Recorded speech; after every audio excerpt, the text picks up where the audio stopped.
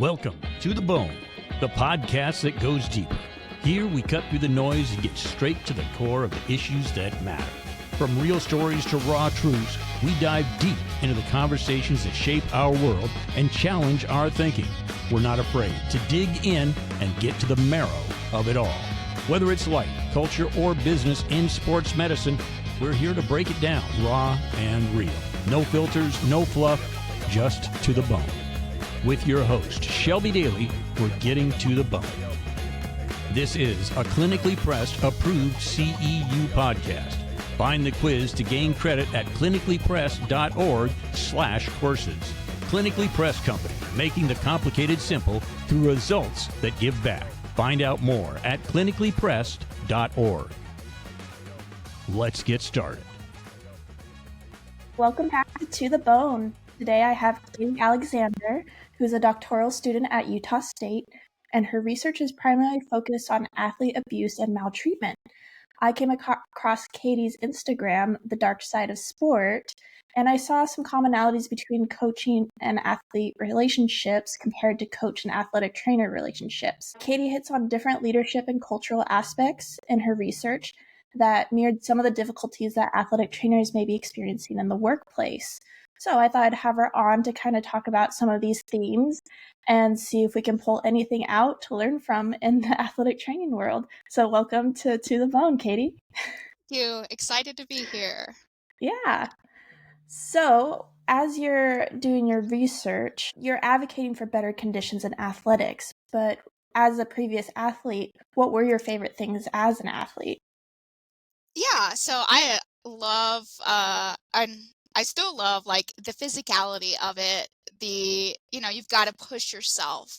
And when sport is done right, you learn a lot of valuable lessons like how to win and lose gracefully, how to work hard, how to work on a team or as a team. So those are like my favorite things. Yeah. Well, so as you talk about on your Instagram, what are your thoughts on the current state of athletics? Yeah, so I actually think athletics in general, that kind of question also depends on like what area of sport you're looking at, whether that be like youth level, intercollegiate athletics, etc. But I would say that generally we're actually moving in a more positive direction.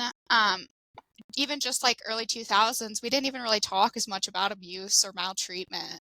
And so I think at this point we are moving towards giving athletes more like rights and also just like protecting them.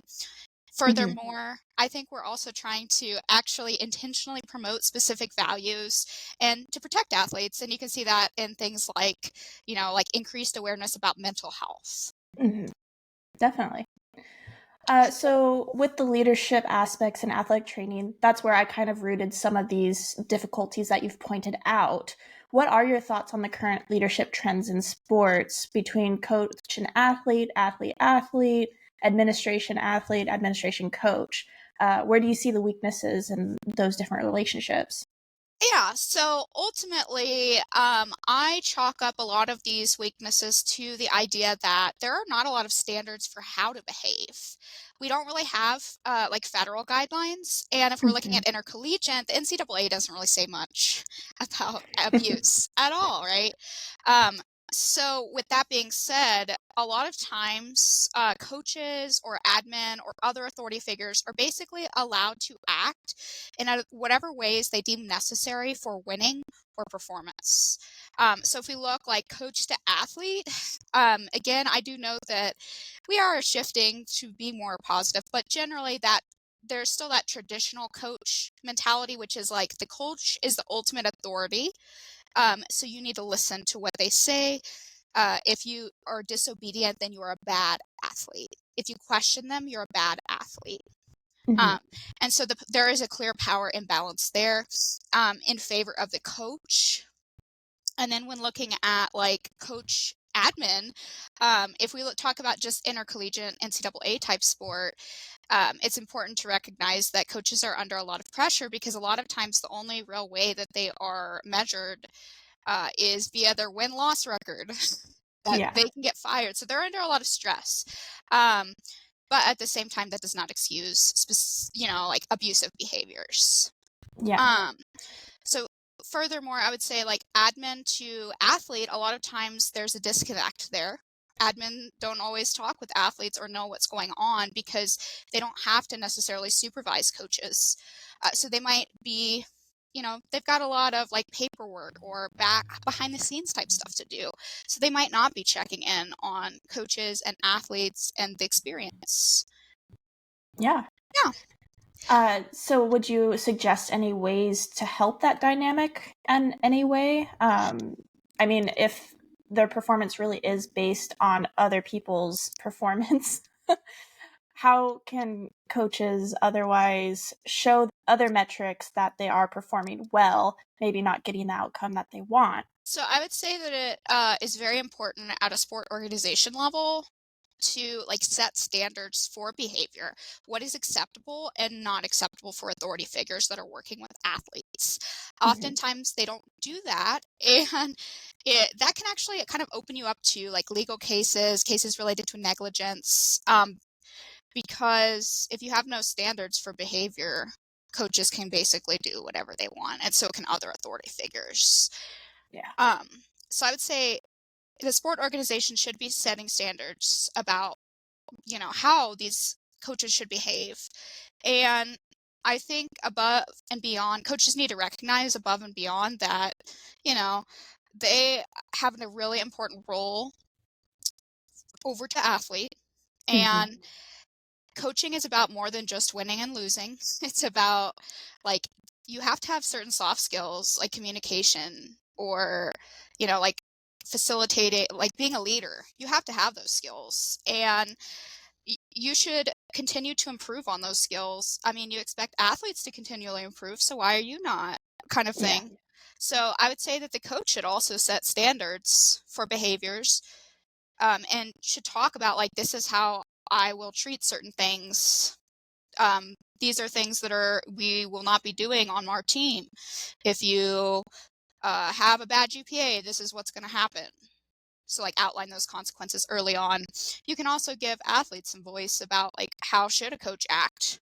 How do you want me to act? Yeah. So talking about the different values that are going to be put in place, what values are heavily promoted that may be good and which ones would be bad, would you say? Yeah, so I would say sport, we often assume that sport is an inherent good. That's called the great sport myth, and that it's automatically is going to promote development. So broadly, what I see, I look mostly at negatives, so keep that in mind. I'm a little biased.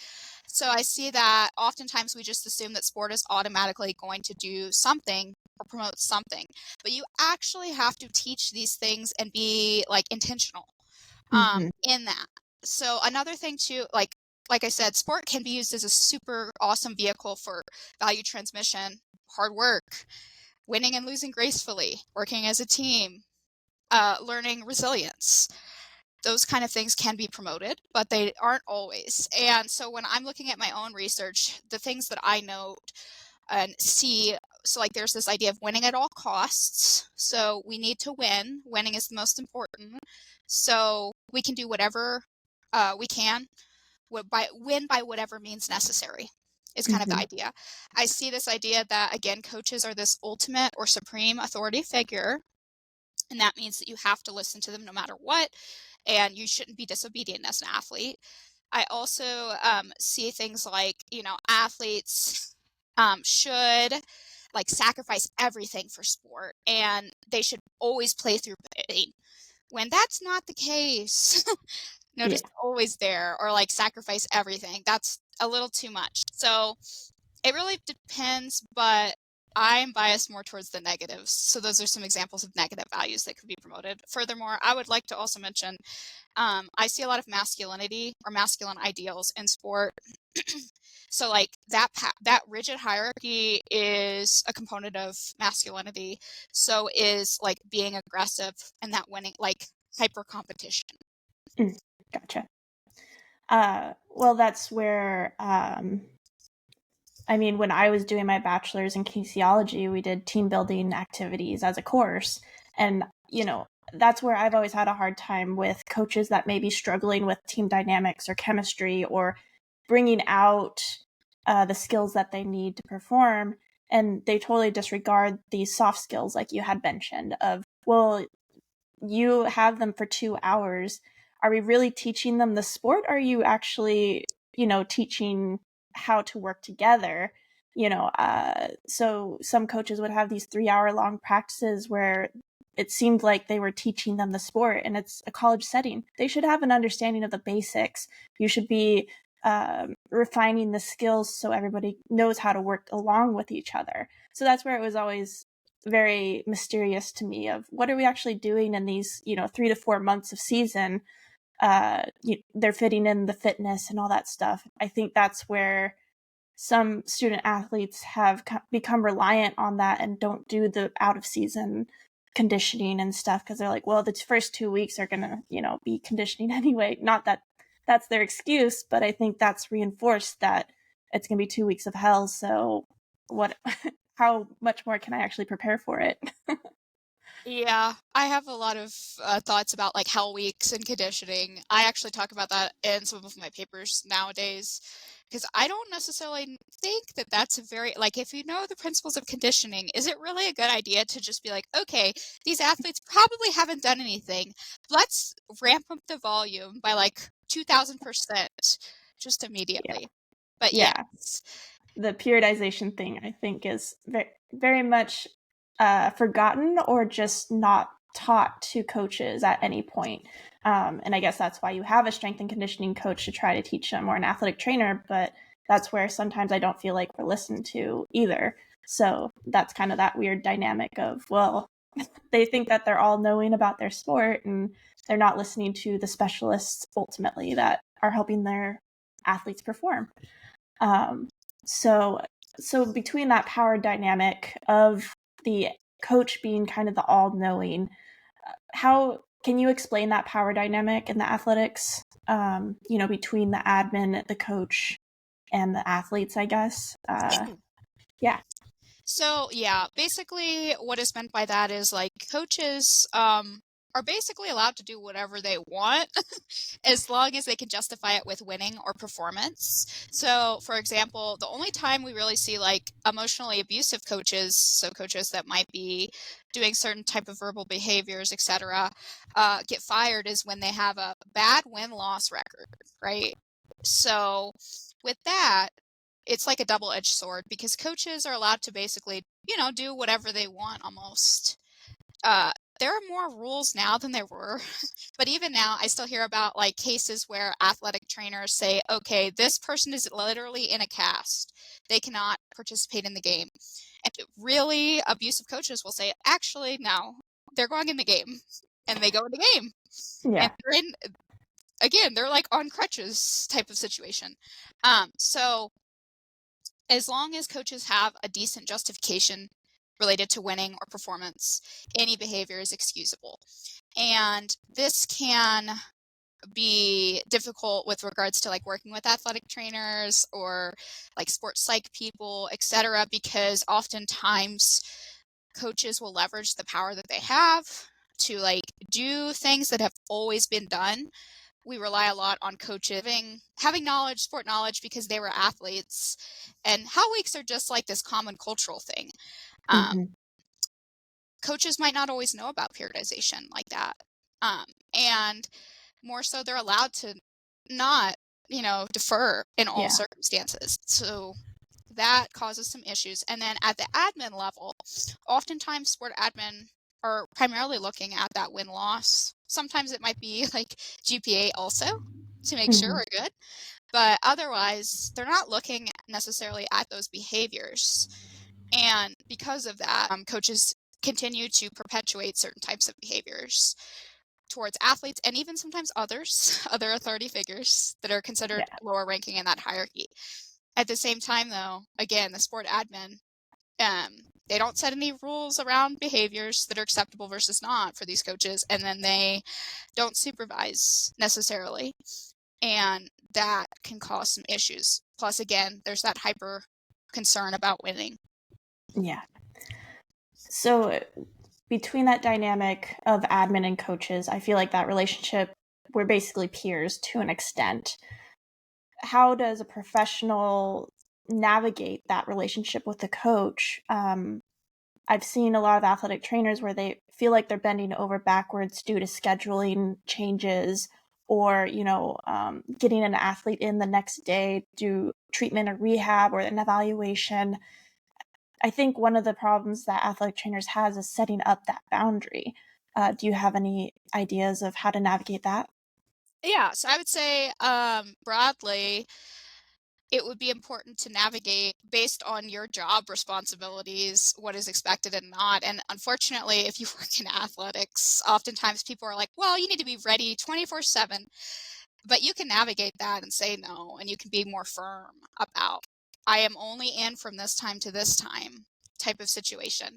Also, I think Mhm. it's important to try to develop relationships with coaches. Obviously, you will have coaches that say, no, I don't really care what you say, kind of thing. But regardless, you should still try, even though it's a little difficult. And you should be assertive. Like, Mhm. actually, coach, this player cannot participate. I don't care what you think. I don't care that they're the star player. They will not participate because they are not medically cleared. So, like, you have to establish, like, you have to be firm, you have to be assertive, and then you can try to establish broadly based on what your expected duties are. Like, hey, actually, I'm going to work inside my expected duties. Yeah. Well, that's where we are miracle workers, obviously, but at the same time, the timelines get crunched and we can pull out something to provide some type of performance. But I also feel like that's become kind of a toxic relationship, also. And I'm still trying to figure out where did we get this mentality that athletics was a 24/7 kind of thing? I mean, yes, there are ways to recover within those 24 hours after game to help your performance. But at the same time, shouldn't that be more on the athlete? Yeah. That's actually also a really good point, especially when we're looking at like intercollegiate level type of athletics. You'll notice Mhm. that at the lower level, like in a high school, for example, obviously you're still expected a lot Monday through Monday through Friday normally. Sometimes on the weekends, it depends on if there's like tournaments or something. But I feel like because, schools are open at certain points and they're closed at others, it's a Mhm. little clearer. Furthermore, I feel like with intercollegiate athletics, oftentimes we want to surveil the athlete 24/7. They're kind of a commodity, right, Yeah. for the school and the institution. And because of that, that is kind of part of the reason probably why there's like this 24/7 expectation because we need to surveil the athlete. They cannot be trusted with their own bodies Yeah. kind of belief. And obviously, I don't really support that belief. There are certain things they should be able to, like if an athletic trainer or a physical therapist gives them exercises to do, they should be able to do that. They're adults. They should be able to go and if they say like Monday, Wednesday, Friday, do this, they should be Mhm. able to do it. Yeah. We shouldn't be babying them like that or overly surveilling them. Yeah. Well, and that's one perception that I've seen in my 10 years of being an athletic trainer is uh, this weird relationship, I would say, where athletic trainers feel like their athletes are their children. I can understand that it's a very unique relationship and there are nurturing attributes that go along with that relationship. But I was always uncomfortable when my head athletic trainer is like, well, they're basically my kids. And I'm like, well, yeah, I know you want to care about them and your health is kind of in your hands, but there still needs to be a boundary there ultimately. And then with the stereotype of the jocks and they're being popular, I know that their time is on a crunch. So that the time that they have off is usually going to be social things like drinking, going out and partying, doing dumb stuff. So I wonder if that's part of the stereotype of having a tight hold on your athletes to make sure that they're not breaking the rules. But at the same time, I feel like we've taken the power away of these college athletes being adults at the same time and reinforce that they are children and that the admin and the coaches will get them out of trouble no matter what, which I think is a very interesting relationship and I wish was broken very badly. Yeah. To speak about so my school, Utah State University, we've had a really bad culture with the football program. You can actually read up on this. I won't talk too much about it. The Department of Justice is here and investigating because it's that bad. Yeah. And part of the reason that it is that bad is because the coaches around them are perpetuating. They're allowing these men to talk badly about women, to objectify them, and Mm-hmm. not preventing that. And they've said stuff in the past, and you can look this up, like, it's never been more glorified to be a sexual assault survivor. They said stuff like that. And when you do that, you perpetuate certain norms and cultural trends. And I really don't think you should be doing that kind of thing, because you're facilitating them partying and Yeah. doing very bad behaviors. Yeah. Well, and I think with them, depending on what level of NCAA or intercollegiate athletics you are in, the cameras are on you all the time. And I think that's why coaches keep a tight leash sometimes. But they're young and stupid ultimately, even though I consider them adults. I feel like the discipline isn't necessarily there sometimes, or the expectation is lowered at the same time. Even though we're talking about high expectations, there's the low expectations at the same time. And it's such a weird dynamic because it's soft in some areas and so high in others. And it's very difficult to navigate ultimately. Absolutely. Yes. I work as an academic mentor for student athletes, so I see that a lot, and it varies depending on the sport. Yeah. Sometimes certain sports that are more notorious slash they're the revenue producers, they get more excuses made for them Yeah. when it comes to their academics. When I know that they're very smart, they're so smart they're playing the system. Yeah. Like, it's not an issue of them being dumb or something. Yeah. Um, so I think you need to address certain types of behaviors very head on and set very clear expectations, and not, even if it's your star player acting a fool, Mm-hmm. you need to give them a consequence. Yeah. So that kind of rolls into my next question. How do politics influence the athletic department culture? Well, I would say at the intercollegiate level, it's a lot of sport administrators are the ones that are hiring these coaches, kind of Mm-hmm. thing. So they don't want to be wrong about the coaches. They want the coaches to succeed. Sometimes they will do things even at the detriment of athletes to continue to establish that coach admin relationship. For example, like emotional abuse, they might excuse that or justify that for extended periods of time because they were the ones that hired the coach, and they don't want to admit that they made a mistake, because Yeah. that can be costly. Also, it's the politics of behind the scenes. There are certain sports that are considered to be revenue producing versus not, or that are more notorious or have a higher market value. It's the term sometimes used. And so oftentimes there is an excessive focus on those sports. Mm-hmm. And oftentimes it's clear that there are often men's basketball, men's football. So less of an emphasis is sometimes put on women's sports broadly.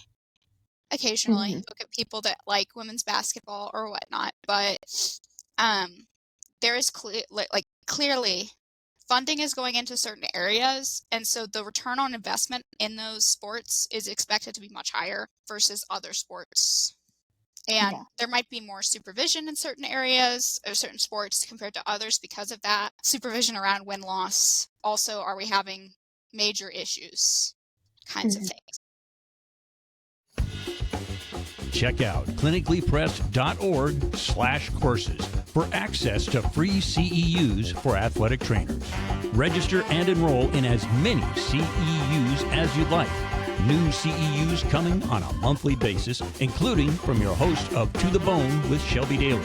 Get ahead of your CEUs by listening to podcasts and getting credit for it. Clinically Pressed Company, making complicated simple through results that give back.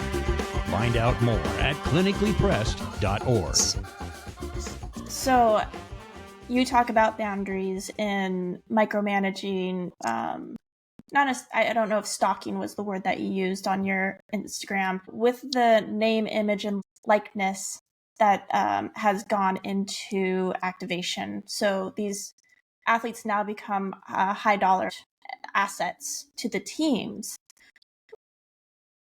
Since there's more attention on those athletes now, do you feel that some of the security helicoptering of the coaches is going to be okay, or how do we work around these higher expectations of these athletes with outside entities? Yeah. So I would say that broadly, I think we need to be intentional and careful about how we surveil Okay. athletes, is basically the gist, regardless of name, image, likeness, and them being a valuable asset or not. We need to be careful. We need to be clear about what boundaries are set for athletes. Mhm. In reference to stalking, so I've seen instances and circumstances where coaches will actually drive by people's houses, like the day before games to see like what's going on. Oh, are you throwing a party? You're not going to get to play now. And they never really talked about that, doing that. That is an expectation. They just did that after the fact, which is really bad, really scary even. Um, Mhm. versus something like a grade checks, going in, or class checks, where they go in and they look around and they say, okay, these athletes are missing from class right now. They're not. That is, I mean, Borderline. that to me I don't love, but at the same time I understand why when you consider the framework of NCAA. So I would say that's fine. That's expected. Mhm. Athletes actually expect to be, especially if you're at a higher level institution, they expect that. So that's fine. The driving by people's houses though, they don't expect that. It's not normative or normal.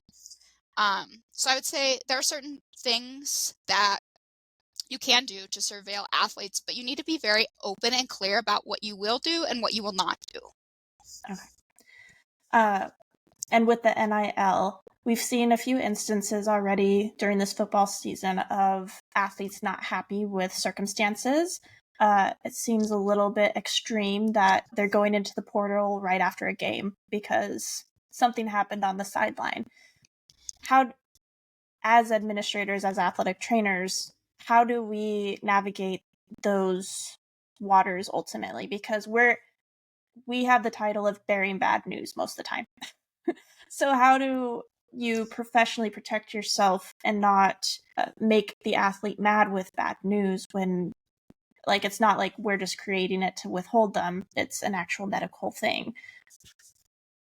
Yeah, so I would say again, it's just about, well, first, I think that some of that is a little bit expected with new transfer portal type of rules.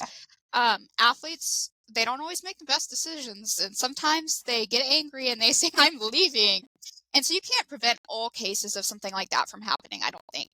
Mhm. But just again, being very clear, I think having a culture that is very clear about like ensuring the safety and well-being of athletes regardless. So, making sure you're safe, you're good, you're medically good, your mental health is good, etc.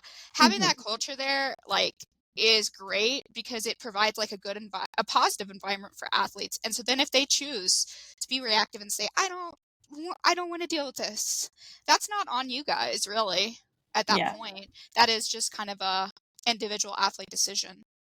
I don't think it's all administrations, but I think that kind of worry of, okay, I was kind of the root reason why this person left.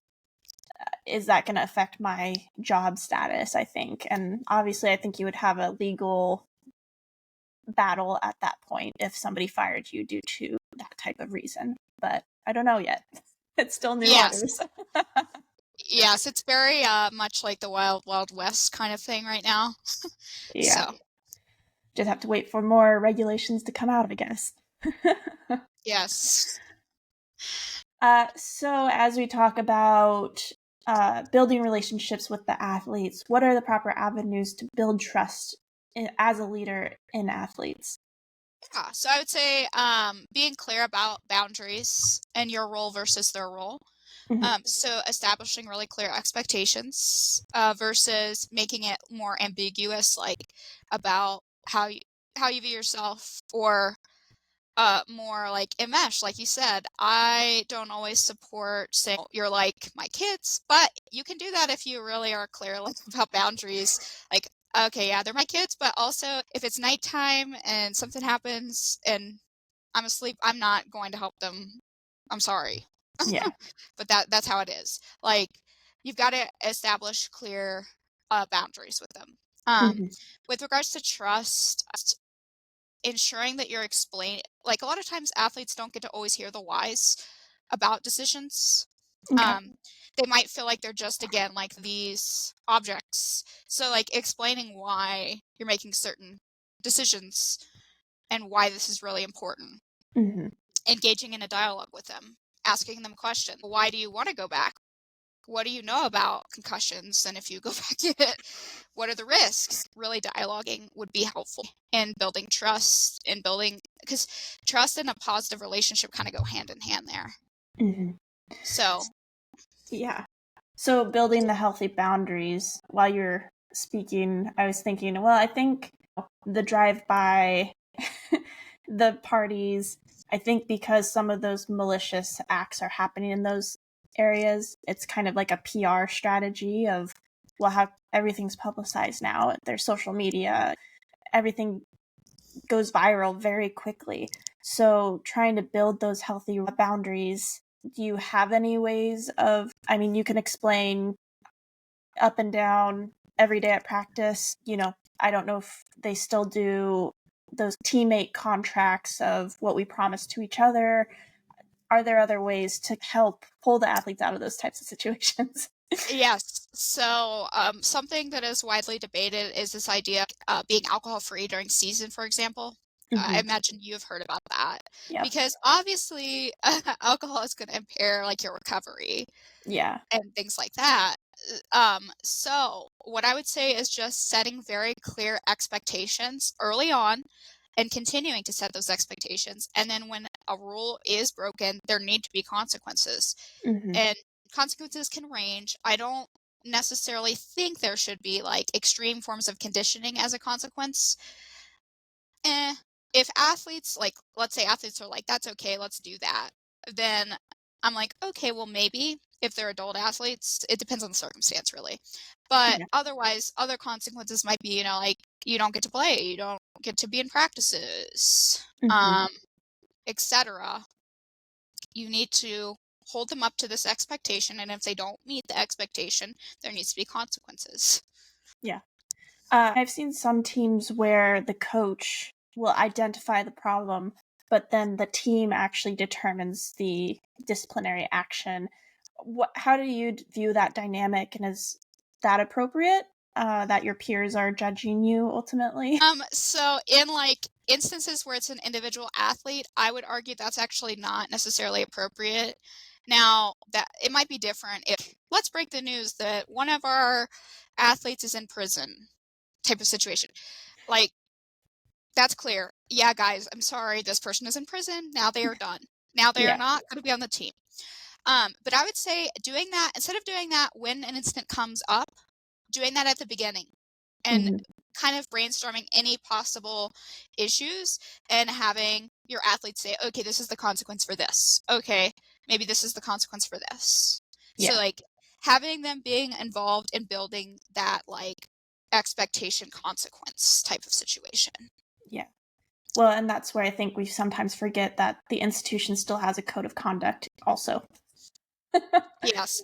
But I do feel like sometimes that is there's workarounds behind that too, which I think is interesting also. So that answered that question of disciplinary actions, what are appropriate. Obviously not conditioning, or I guess hazing is a thing too. So there's initiation hazing. Have you seen anything in your research about hazing after somebody screws up in a game or outside of practice or something that affects the whole team? So I have not seen anything about like mistakes as a form of hazing, like actual athletes doing that in my own research. Obviously, we see that anecdotally.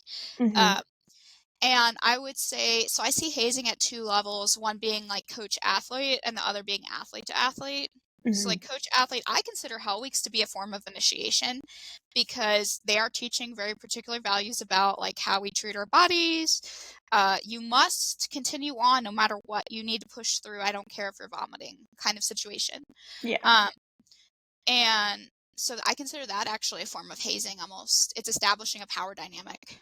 Okay. And when I look at like hazing at an athlete to athlete level, more so than after mistakes, what we see is that for hazing, a lot of times it is perpetuated by upperclassmen on underclassmen.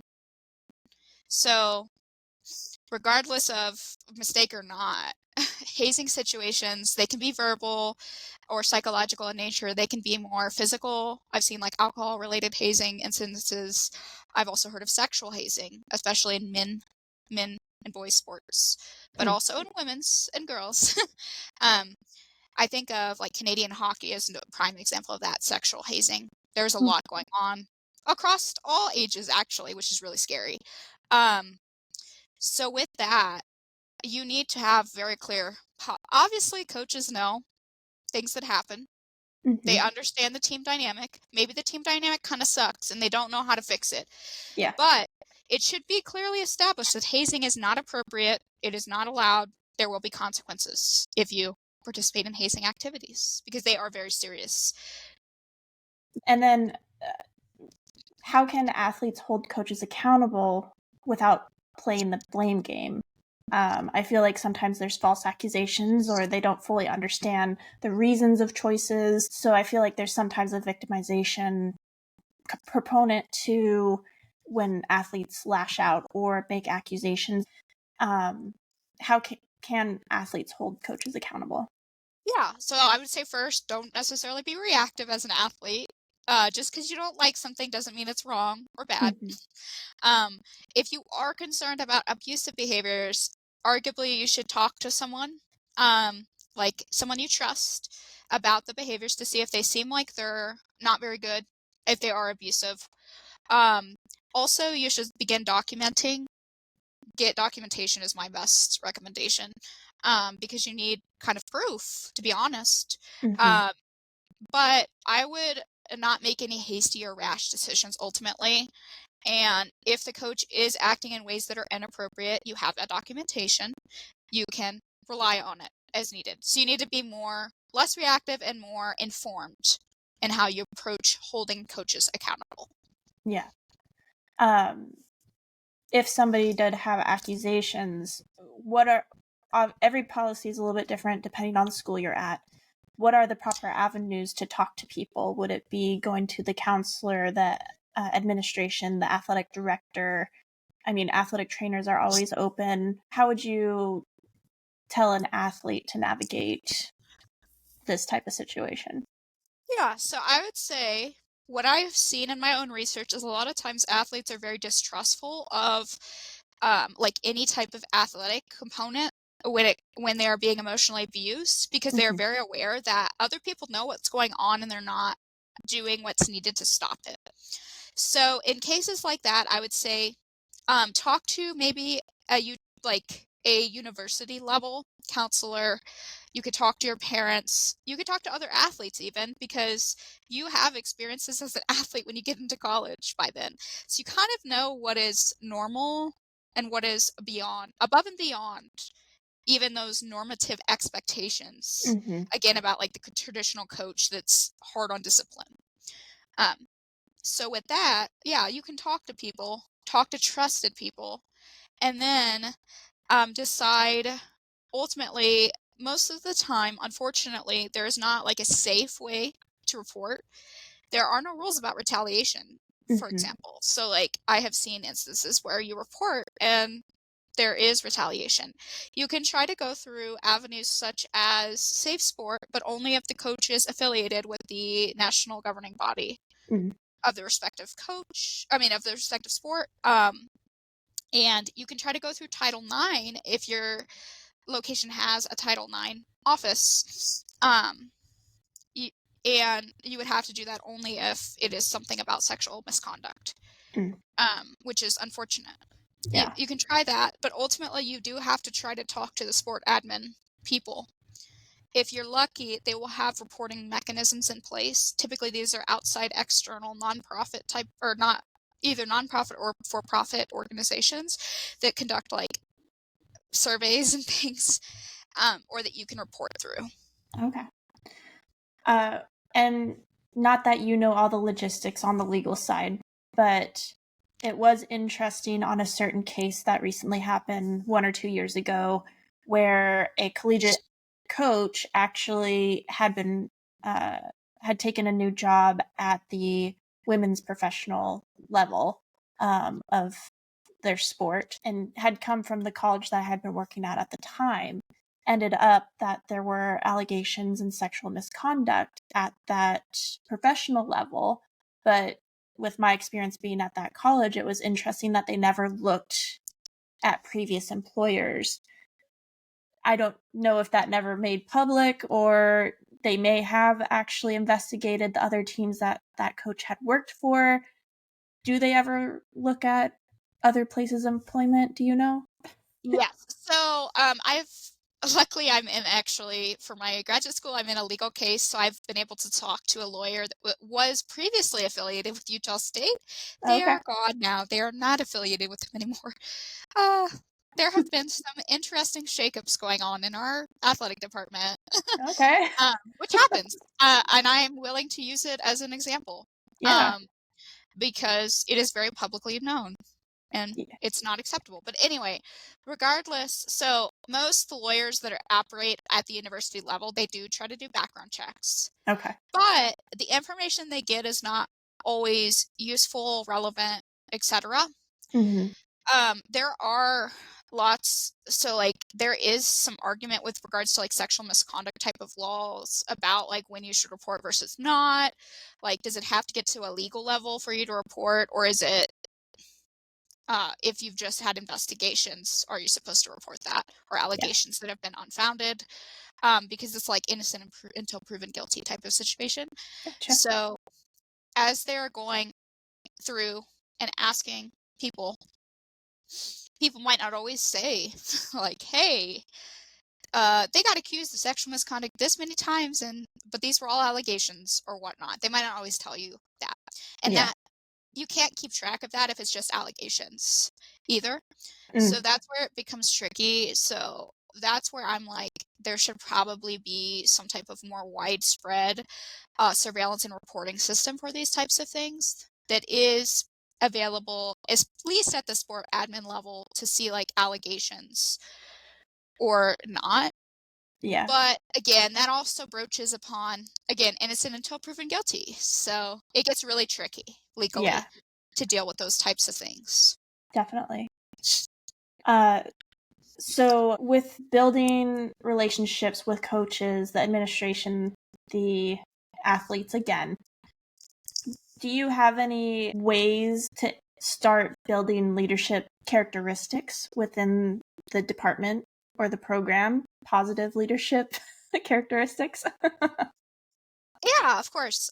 So I would say, again, it's really important that sport organizations not only have policies and expectations, but that they implement these policies and expectations, meaning they're actually regularly assessing Mhm. coaches and others, not just about winning, losing records, but about, are you living up to these type of expectations? Okay. These behavioral expectations.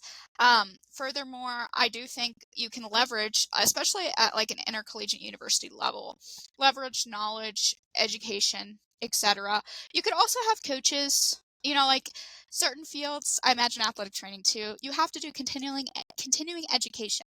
Yep. With coaching, that's not always the case. Hmm. So like in ensuring that your coaches are doing continuing education and your administrators are too, because that's needed. Yeah.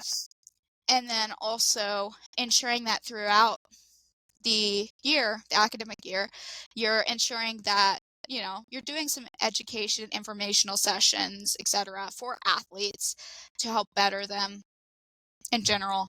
These can be mandatory or optional type of situations, but just like check-in kind of thing. Yeah. Um, so education, checking in with athletes is also really important. So like that assessment piece would Yeah. include not it wouldn't value only the athlete's perspectives on the coach, but it would consider it as a portion. Yeah. So, like performance reviews, that would be a great place to put them in. I've always thought performance reviews were odd because they're maybe once or twice a year. I feel like there should be a mid-season. I don't think it should be every month, obviously, but at least for a coach and athlete relationship, there should be like a mid-season point and a postseason point to see how those relationships are developing. Yes, it's very important to consider Mm-hmm. seasonality, Yeah. beginning of season, middle of season, end of school year, something like that. Yeah.